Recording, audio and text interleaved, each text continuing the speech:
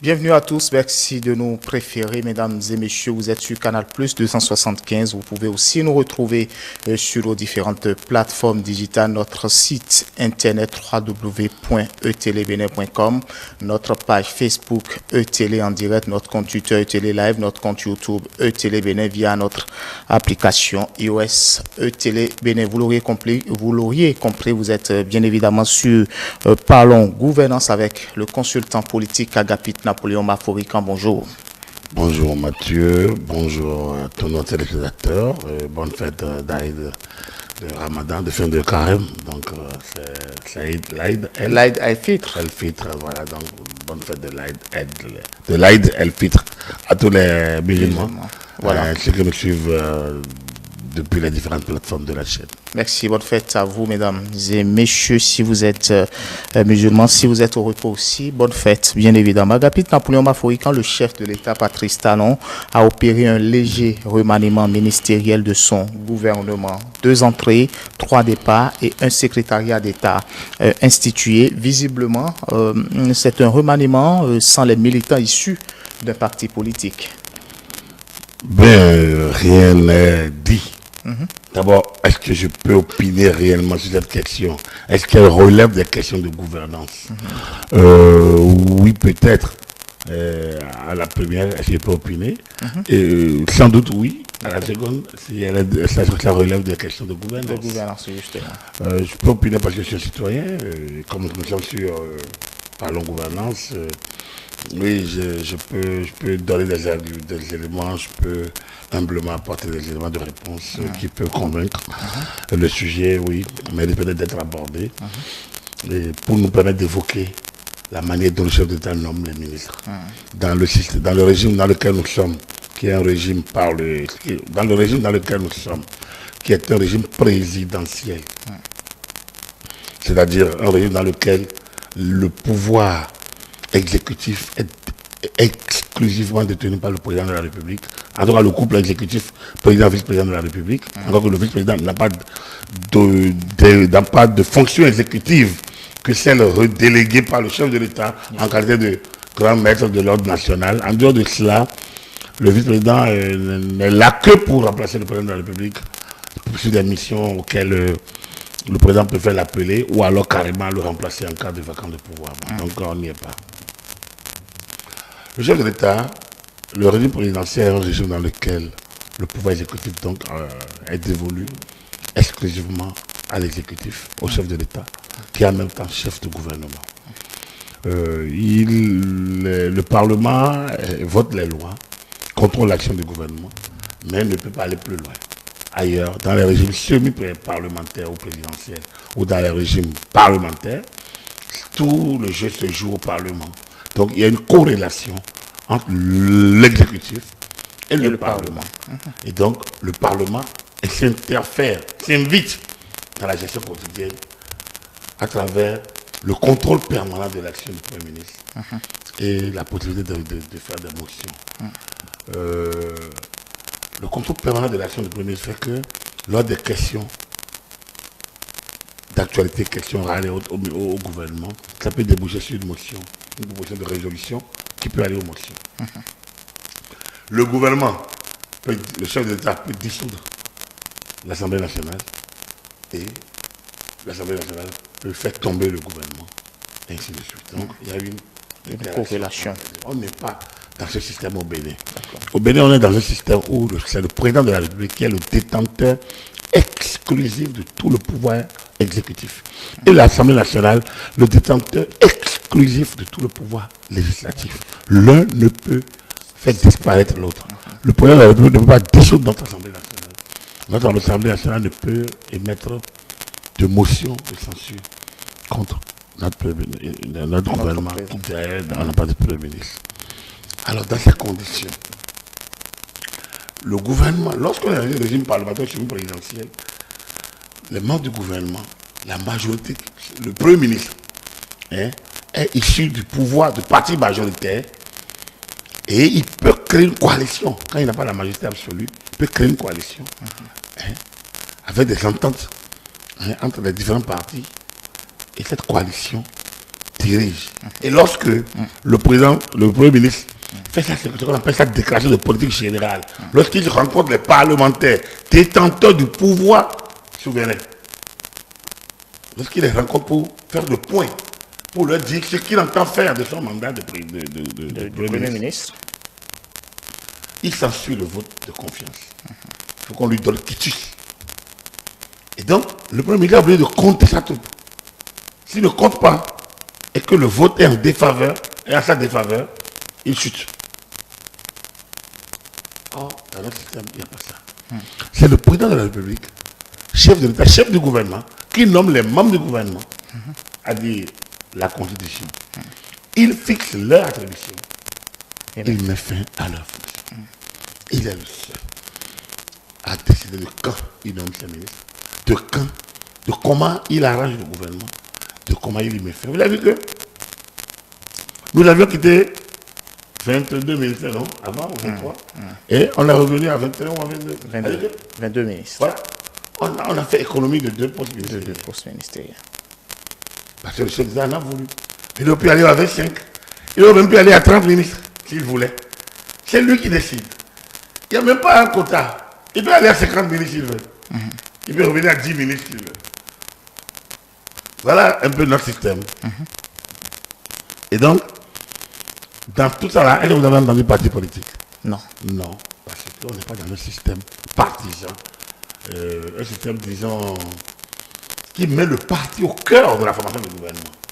De manière qui met explicitement, je dis bien explicitement, on n'est pas dans un système qui met explicitement le parti au cœur de la formation du gouvernement. Le parti peut intervenir, mais pas explicitement. Donc, le chef de l'État a joui de toutes les prérogatives.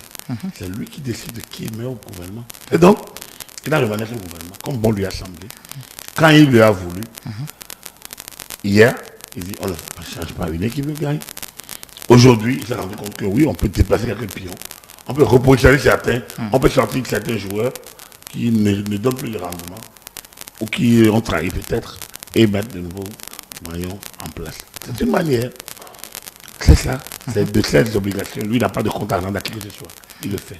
Et donc, vous comprenez qu'il n'a pas tenu. Donc, d'appeler les partis politiques, de faire du bizarre qui ont existé à un moment donné. Il n'a pas besoin. Mais, pour revenir au parti politique, il n'a pas tenu nécessairement de faire du poste pour poste. Il n'a pas tenu. Je ne sais pas s'il leur a offert un quota.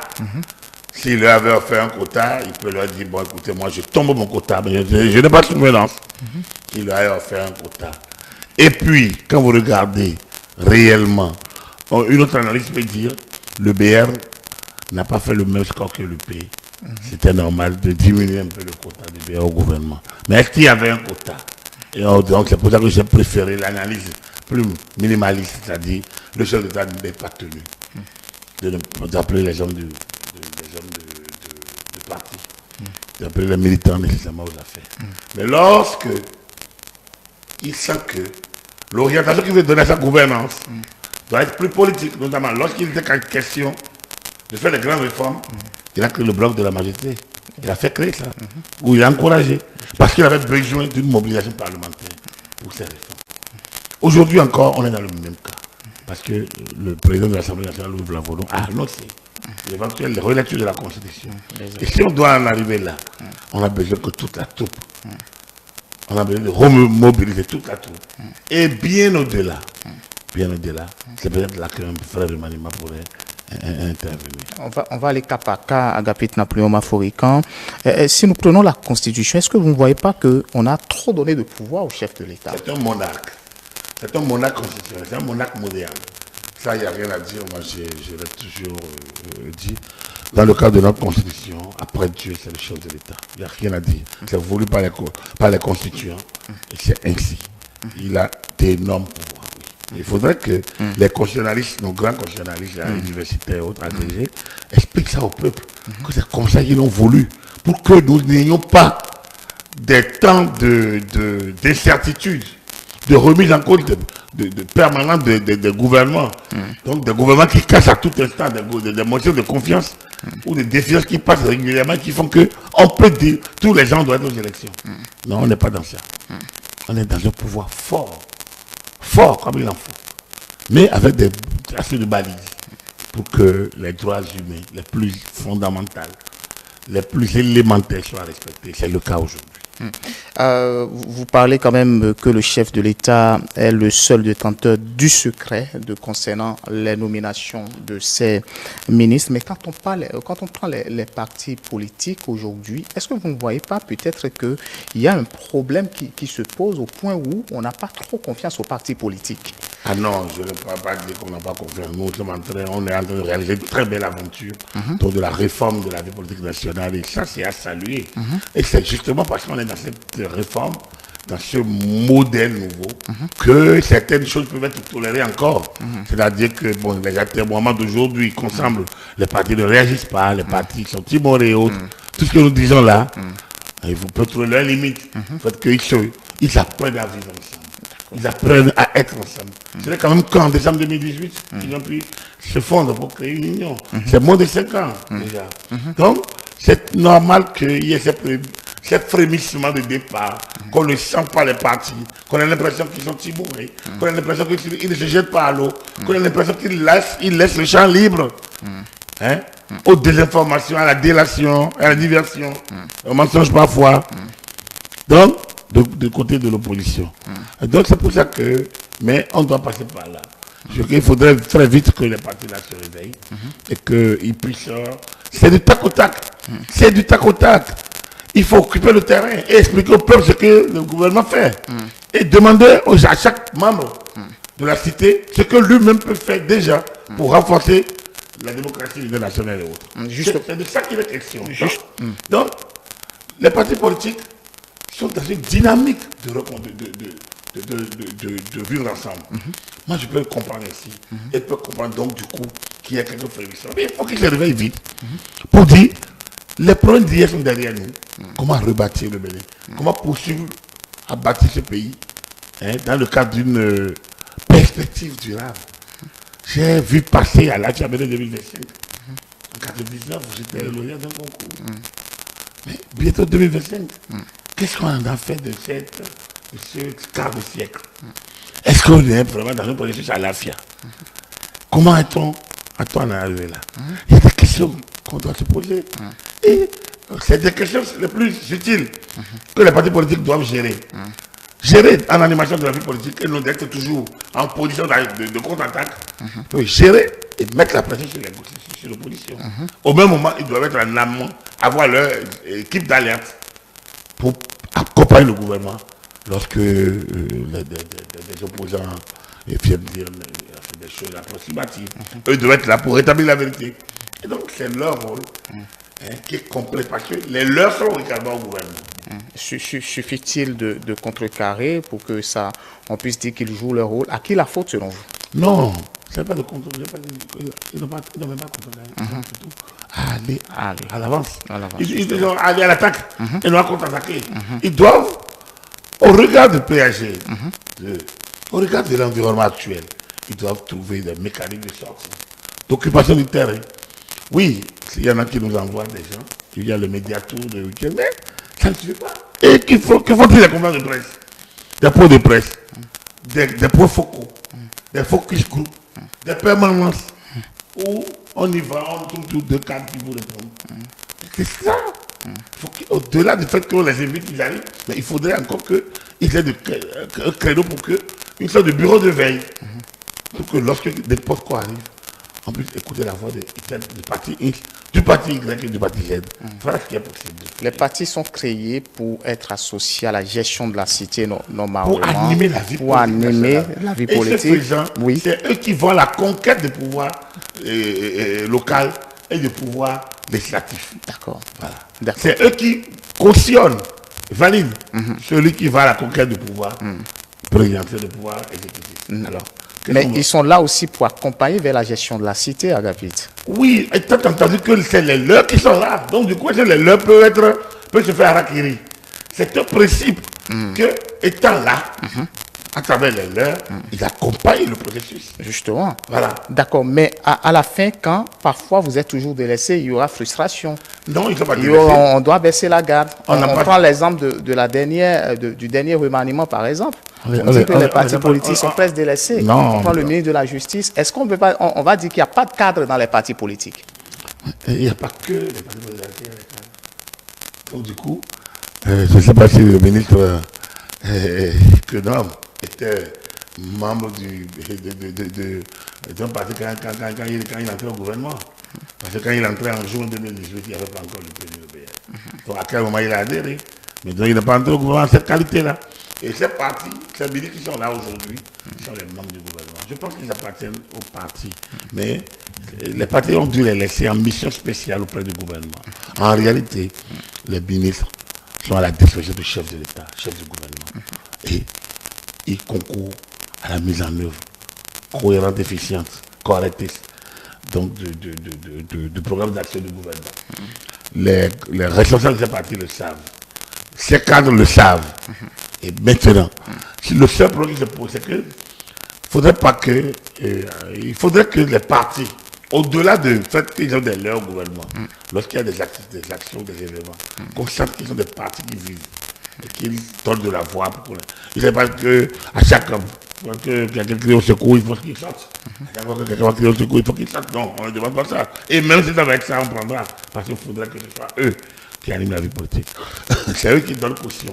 C'est-à-dire parrainage pour ceux qui vont à l'élection présidentielle. Donc, ils jouent un rôle sensible.